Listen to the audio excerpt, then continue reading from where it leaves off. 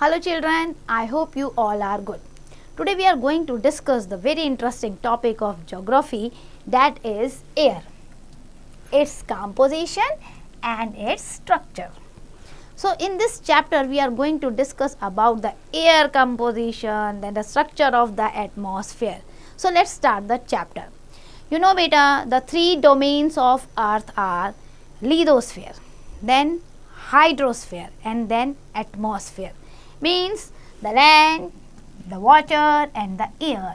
और जब ये तीनों कंप्राइज होते हैं तो क्या बनता है? बायोस्फीयर, यानी कि लाइफ. तो लाइफ एग्जिस्ट ही करती है बायोस्फीयर पे. इन तीनों का होना बहुत ज़्यादा ज़रूरी है. सो आज हम इन तीनों में से एटमॉस्फेयर की बात करने वाले हैं. Atmosphere is a sheet of air around the earth और blanket of air around the earth. आपको पता है it extend up to the height of 1600 kilometre above the surface of earth. मतलब ये अर्थ है तो इससे आप 1600 किलोमीटर ऊपर चले जाओ, वहाँ पर आपको ये ब्लैंकेट ऑफ एयर नज़र आएगा. That is atmosphere. Importance of atmosphere क्या है? The lower layer of atmosphere has life giving oxygen which we inhale, then nitrogen, carbon dioxide, they are needed by the plants for their growth. Atmosphere protect us from the harmful ultraviolet rays of the sun. ये atmosphere है ना, ये बिल्कुल इस तरीके से काम करता है. ये छान छान के नीचे जो है सही रेज भेजता है, अल्ट्रावायलेट रेज को वापस भेज देता है. तो ये भी हमारे लिए प्रोटेक्टिव है. The atmosphere act like a greenhouse and thus control the extreme temperature during the day and night. Temperature भी control कर रहा है atmosphere. And many climatic phenomena that take place, that is because of the atmosphere. As it is responsible for change in the weather and climate, the atmosphere also protect us from the meteors. बहुत सारे meteors क्या होते हैं? atmosphere में ही burn हो जाते हैं. हाँ, जब नहीं बर्न हो पाते अर्थ पे आगे गिरते हैं तो वो मीटेराइट्स कहलाते हैं. सो मीटियर्स अगर एटमॉस्फेयर में बर्न हो जाते हैं, it helps in our communication as sound waves travel in them and thus the atmosphere play a very very vital role in our life.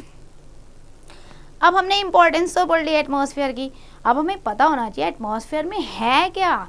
So moving to the composition of atmosphere, you can see this diagram. ये pie chart आप देखिए. अगर आप ये देख रहे हो बेटा तो 78% सबसे ज़्यादा जो गैस एटमॉस्फेयर में है वो है नाइट्रोजन. देन 21% आपकी ऑक्सीजन है जिसको हम O2 भी कहते हैं. देन आफ्टर दैट आपका जो 1% बच गया, these are the other gases. तो this is the main composition of the atmosphere. अगर अदर गैसेस की बात करूँ ना मैं बेटा, तो इसमें आपकी argon, ozone, hydrogen, helium etcetera सब आती हैं. तो अब चलते हैं हम नोट पे. A column of air is pressing us down all the time. लगता है ना कई बार प्रेशर है हमारे ऊपर, हमारे कंधों पे बहुत बोझ है, प्रेशर लगता है बॉडी पे. Its weight is about 1 ton 1001 kg. ठीक है, आप देखो 1 टन मतलब 1000 kg. We don't feel it. आपको लगता है कि आपके ऊपर हमेशा 1000 kg या 1 टन का बोझा है? हमें फील नहीं होता ये प्रेशर. क्यों नहीं होता? Because of the counter pressure from within our body. तो इस वजह से हम इस प्रेशर को फील नहीं करते हैं. अब हम चलेंगे डिफरेंट गैसेस के बारे में पता करने. तो सबसे पहले चलते हैं हम नाइट्रोजन के बारे में, क्योंकि सबसे ज़्यादा तो यही है. नाइट्रोजन कितना परसेंट है? 78%. It is essential for the survival of plant, though they can not absorb it directly from the atmosphere. There is a bacteria in the soil, जो ना रूट्स में होता है प्लांट्स की. तो वो बैक्टीरिया जो है वो नाइट्रोजन को लेता है, एंड फ्रॉम द एटमॉस्फेयर जब वो नाइट्रोजन को ले लेता है, then it change it into the use of plant. तो प्लांट्स के लिए ये बहुत ज़्यादा ज़रूरी है. देन ऑक्सीजन की बात करते हैं तो सेकेंड मोस्ट वॉल्यूमिनस जो एयर है एटमॉस्फेयर में 21% के साथ वो ऑक्सीजन है. और इसको तो भाई जीवनदायिनी गैस है, क्योंकि all animals and human beings need it to breathe and live. After that हमारी आती है CO2, that is carbon dioxide. Animals and human beings inhale oxygen, ये क्या ली हमने, ऑक्सीजन, एंड क्या एक्सेल की, कार्बन डाइऑक्साइड। यानी लेते तो हम ऑक्सीजन है, लेकिन जो छोड़ते हैं, जो एक्सेल करते हैं, दैट इज कार्बन डाइऑक्साइड।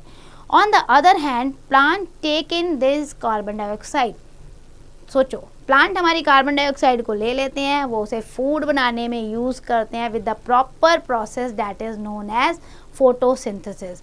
और जब प्लांट कार्बन डाइऑक्साइड की हेल्प से फूड बनाते हैं तो they release the oxygen for us. तो इससे पता चलती है कि प्लांट की कितनी इंपॉर्टेंस है। प्लीज किसी प्लांट को कट नहीं करना। So carbon dioxide is just 0.03% of the air. It is small in quantity but is very very important gas. Burning of oil and coal increases the volume of CO2 in the air and causes air pollution. और air pollution जितना होगा बेटा, उससे अर्थ की जो climate है, जो weather है, वो भी इफेक्टेड होगा। अब relationship between the oxygen and carbon dioxide, क्या रिलेशन है इन दोनों का? Interaction between the oxygen and carbon dioxide is a very important factor by which the life is sustained. Living being needs the oxygen and release carbon dioxide. Plants need the carbon dioxide and release oxygen. Thus, these two gases changes into each other, and this also establish the relationship between the living beings and the plants, because they establish the balance between these two gases. By cutting down the tree, this balance get damaged. तो हमेशा ध्यान रखना है हमने कि हमें plants को, trees को कट नहीं करना है।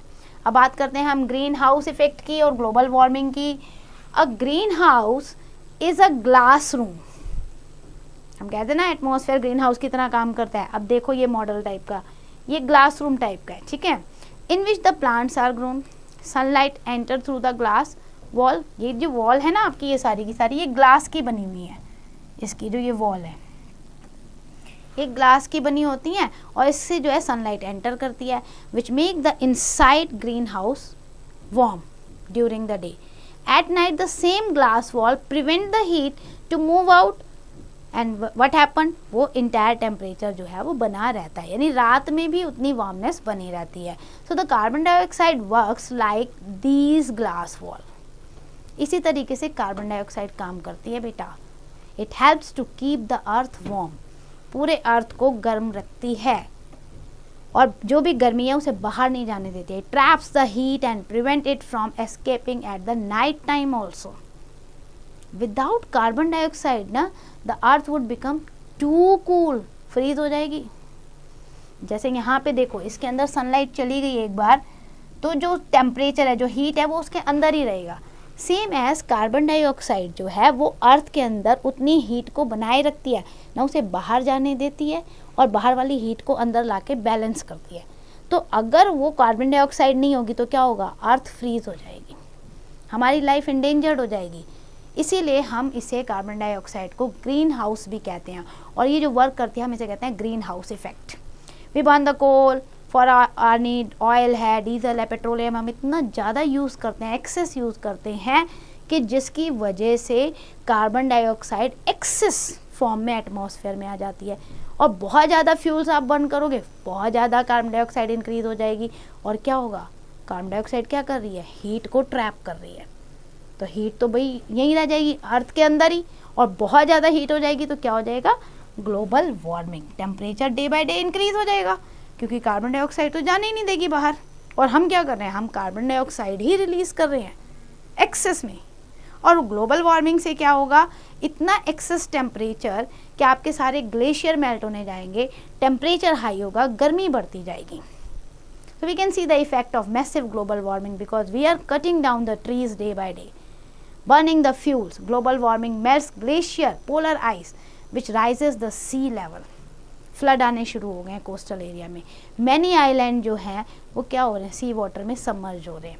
Several other problem also happened because of the global warming. So we need to control the global warming by not releasing excess amount of carbon dioxide. अब हम चलते हैं स्ट्रक्चर ऑफ एटमॉस्फेयर पे. अगर आप एटमॉस्फेयर के स्ट्रक्चर को देखते हो ना बेटा, so atmosphere is like a thick blanket and it thickness जो है ना इसकी ये वेरी करती है from 800 kilometre to the 1600 kilometre. कहीं पे 800 मिलेगी, कहीं पे 1600 किलोमीटर, मतलब इसके बीच में वेरी करती है. It is at its greatest height at the equator and lowest at the poles. The height of the atmosphere can be divided into 5 layers. अब वो 5 layer जो हैं वो on the basis of composition, temperature and other properties. वो 5 layer हैं troposphere, stratosphere, mesosphere, thermo and exosphere. You can see in this diagram. Tropo जिसमें हम रह रहे हैं, strato, फिर meso, thermo and exosphere. अब इसको डिटेल में पढ़ते हैं. सबसे पहली लेयर जो हमारी आती है दैट इज ट्रोपोस्फेयर. क्लोजेस्ट होती है अर्थ के पास होती है. So it extend up to the 8 kilometre at the pole और 18 किलोमीटर एट द इक्वेटर. आपको याद है ना पोल और इक्वेटर. अगर आपने अर्थ देखी है, सॉरी यहाँ थोड़ा सा ऐसे हो रहा है ना डायग्राम, तो ये आपका पोलर रीजन है, ठीक है. और ये जो होता है ना आपका सेंटर जो सन के पास पड़ता है, ये आपका इक्वेटर है. सो इक्वेटर पे क्या है इसका height that is 18 kilometre. Now it is densest layer with about 90% of total air in this atmosphere.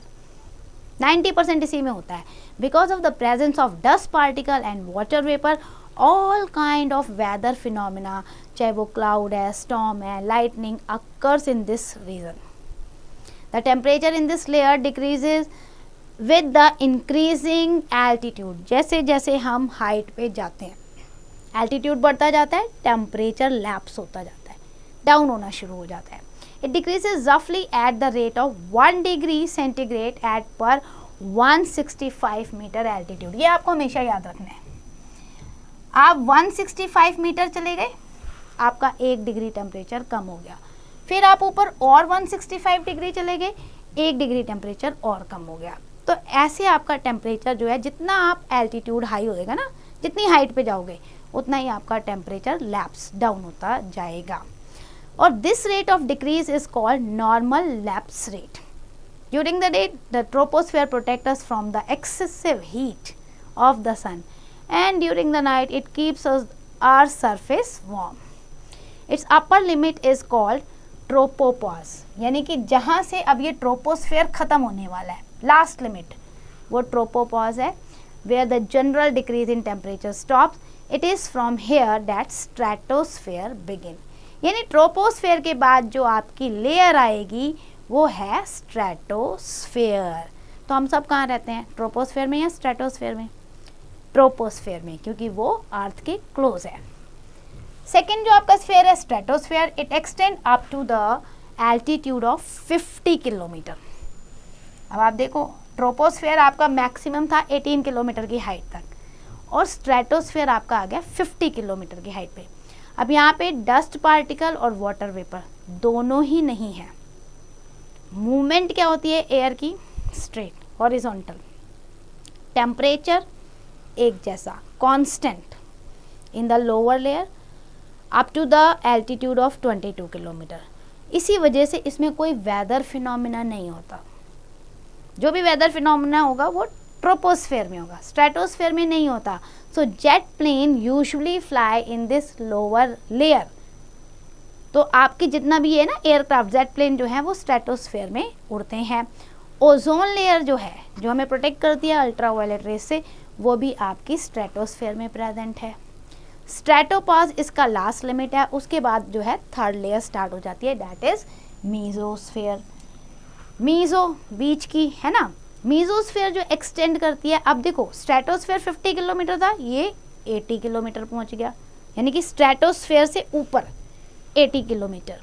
और इस लेयर में क्या होता है, टेम्परेचर डिक्रीज होता है विद द इंक्रीजिंग एल्टीट्यूड और ये -85 डिग्री सेंटीग्रेड तक चला जाता है। कोल्डेस्ट लेयर है ये एटमॉस्फेयर की, कोल्डेस्ट, सबसे ठंडी। और जो मीटियर्स होते हैं ना आपके, with enter into the atmosphere from outer space usually burn up in this sphere. जितने भी मीटियर्स जब आते हैं ना, एंटर करते हैं तो एटमॉस्फेयर में, मीजोस्फेयर में बर्न हो जाते हैं। देन आपके आते हैं थर्मोस्फेयर। थर्मोस्फेयर जो है वो मीजोस्फेयर से भी आपका ऊपर है, बहुत ऊपर है। It begins and extend up to the height of 450 kilometre, इतना ऊपर है। अब रैपिडली देखो आप, जैसे जैसे इस हाइट पे जा रहे हो आपका टेम्परेचर क्या हो रहा है, it can reach more than 1500 degree centigrade and the lower part is called the ionosphere. Thermosphere का जो लोअर पार्ट है ना, उसे हम आयनोस्फेयर कह रहे हैं। क्यों आयनोस्फेयर? यहाँ जो आयंस है ना बेटा, वो इलेक्ट्रिकली चार्ज पार्टिकल्स हैं, उन्हें हम आयंस कहते हैं। नेचुरली हमने नहीं चार्ज किया उन्हें, ये नेचुरली इलेक्ट्रिकली चार्ज पार्टिकल हैं जिन्हें हम आयंस कहते हैं। ये हमारी रेडियो एक्टिव वेव्स में बहुत हेल्प करते हैं कम्युनिकेशन में। This sphere plays an important role for communication. Radio waves can be sent to distant place through this layer and the air is not as dense in the sphere. अब आप देखो, mesosphere तक आपका temperature गिर रहा था, लेकिन thermosphere में इतनी तेजी से बढ़ा के 1500 डिग्री सेंटीग्रेड चला गया। और यहाँ थर्मोस्फेयर में जब 1500 डिग्री सेंटीग्रेड जा रहा है और उसके नीचे वाली लेयर में आपको आयंस भी मिल रहे हैं जो आपके कम्युनिकेशन में बहुत ज़्यादा हेल्प कर रहे हैं। अब लास्ट लेयर आती है exosphere, the outermost layer of the atmosphere, outermost, that is known as exosphere। outermost है तो इसका मतलब ये क्या दे रही है, अब हमें रास्ता दे रही है, the way to space। its density is very low and very light gases, hydrogen हो गया, हीलियम हो गया, वो यहाँ मिलती हैं एक्सोस्फेयर में।